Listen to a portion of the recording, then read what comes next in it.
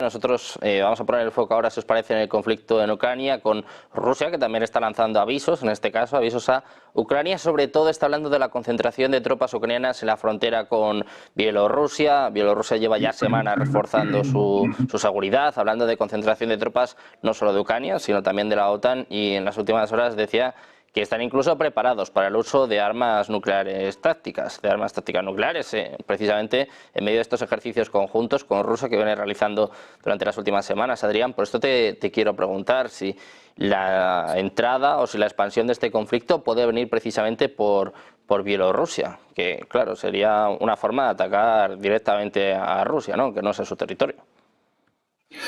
Sí, bueno, es una posibilidad que no es extraño que se maneje, porque bueno, Bielorrusia de alguna forma puede ser considerado como un flanco débil de, digamos, una forma de atacar a Rusia indirectamente a través de un flanco débil, ¿no? La cuestión es hasta qué punto en Rusia y Bielorrusia han tenido desarrollos absolutamente independientes y diferentes desde la caída de la Unión Soviética hasta hace 2-3 años aproximadamente, ¿no? En el que después de la revolución de colores organizada por Occidente y las sanciones posteriores y luego el tensionamiento que se ha producido en los últimos años, pues Bielorrusia se ha sentido débil frente a ese riesgo de acoso, de ataque por parte de Occidente, y han vinculado rápidamente sus estrategias con Rusia, ¿no? La cuestión es hasta qué punto esa vinculación estratégica y militar que se ha producido en los 2 últimos años lleva a conseguir que, digamos, ese frente de Bielorrusia sea como un frente defensivo tan sólido como pueden ser otros frentes de Rusia, pues frente a Ucrania o frente a otros países de la OTAN. Eso no es fácil de determinar, pero bueno, sí parece que hay grandes acumulaciones de tropas junto a Bielorrusia, desde Polonia, desde Ucrania y desde Lituania. Pero claro, eso, tal como está la situación después de estos 2 años, esto puede interpretarse cualquier movimiento de las dos partes en las dos direcciones, ¿no? ¿Qué es lo que es un movimiento defensivo y qué es lo que es un movimiento de preparación de un ataque? Nosotros ya hemos dicho más de una vez que ya tal como están la situación, los analistas tienden a interpretar como los míos son los buenos, son los otros los que van a atacar. Pero lamentablemente no suele ser esa la situación. Ya cuando hay dos partes que se consideran a la otra como un riesgo estratégico, cualquiera de las dos puede iniciar un ataque, sea porque quiere realmente una escalada o sea porque piensa que hay que adelantarse al previsible ataque del enemigo, ¿no? Con lo cual, creo que la frontera de Bielorrusia es evidentemente una frontera de riesgo potencial. Su cercanía al enclave de Kaliningrado es un factor añadido de riesgo, como una forma de aislar al ese enclave ruso en el Báltico. Y bueno, ya digo, el riesgo de que algo suceda puede producirse por las dos partes, y no es extraño que se estén lanzando continuamente, digamos, alertas sobre los movimientos de la otra parte en las fronteras entre Bielorrusia y los países occidentales que la rodean, ¿no? No sé si se pueden dar muchas más interpretaciones en este momento. Sobre ese comentario sobre las armas nucleares, el posible uso de armas nucleares tácticas tampoco me llama la atención. Es decir, ya sabemos que en las doctrinas militares de todos los países, de todas las potencias nucleares, la utilización ya no de armas nucleares tácticas, de armas nucleares estratégicas, se prevé expresamente en caso de amenazas a la integridad territorial del país, con lo cual el que en caso de amenazas a la integridad territorial se plantee la utilización no ya de armas nucleares estratégicas, sino de armas nucleares tácticas, pues no resulta en absoluto extraño, creo yo.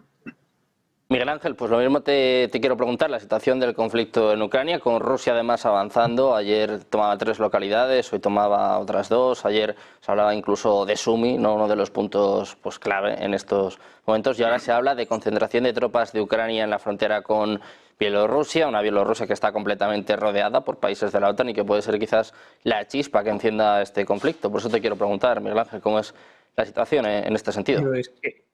A mí en esto me han chocado desde el principio 2 cosas. La primera es que tropas, es decir, los ucranianos tienen capacidad para tener otro frente abierto, pero si a duras penas mantienen el que tienen.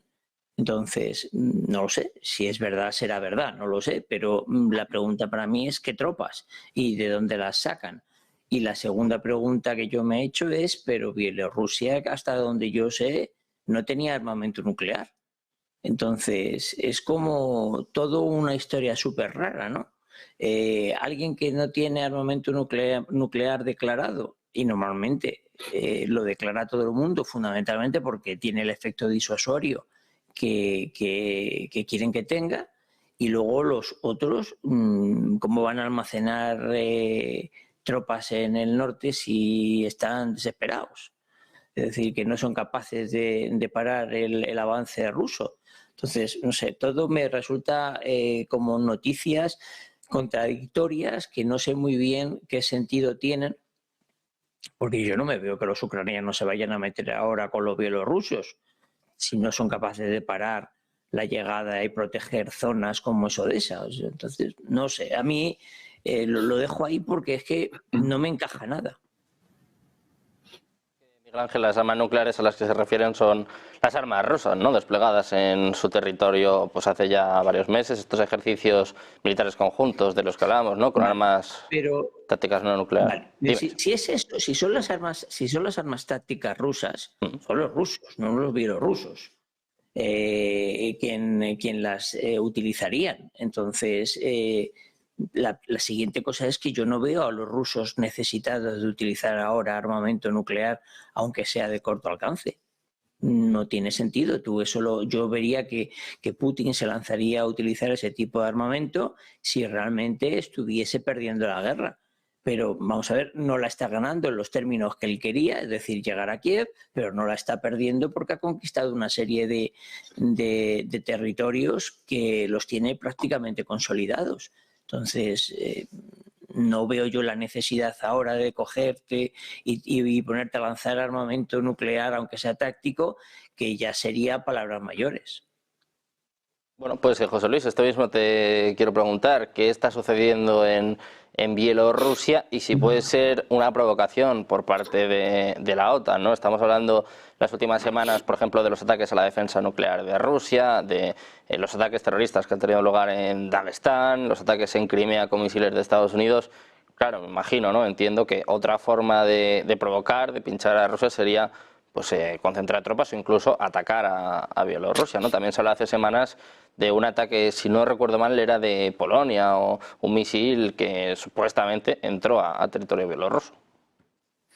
Hombre, también es un modo de distraer reservas, ¿no? Estamos viendo cómo la actuación que tuvieron los rusos en ese frente norte de Kharkov ha obligado a que las reservas preparadas por los ucranianos hayan ido rápidamente al norte, pero eso también ha dejado el frente un poco del este, de la zona del Donetsk, más desabastecido, que es donde los rusos están avanzando ante una carencia de mano de obra militar por parte de los ucranianos muy fuerte. Lo único que se me ocurre por ese intervencionismo ucraniano de acumulación de escasas tropas que puedan tener de guardias territoriales de ciertas unidades de élite de la reserva a la frontera bielorrusa es una metida de pánico al gobierno bielorruso para obligar a los rusos a desplegar algunas de esas reservas que podían tener en la zona de Kharkov y rápidamente trasladarlas a Bielorrusia, y de esa manera están jugando con las reservas un poco del contrario.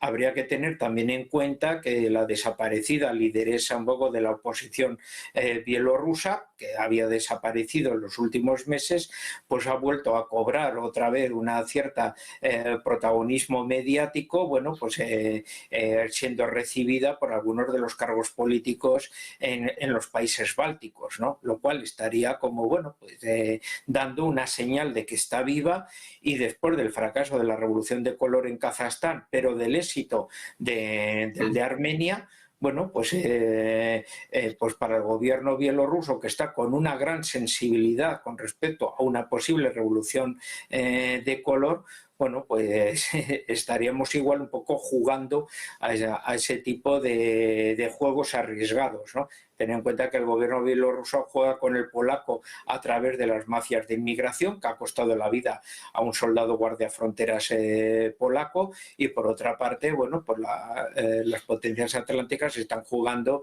también con los grupos de la oposición bielorruso, ¿no? Así que aquí tenemos, bueno, unos juegos muy dispares que igual ahí ya me arriesgo, puede tener en juego el dispersar las reservas rusas para intentar, bueno, ralentizar ese avance que están teniendo en el frente del Donetsk, ¿no?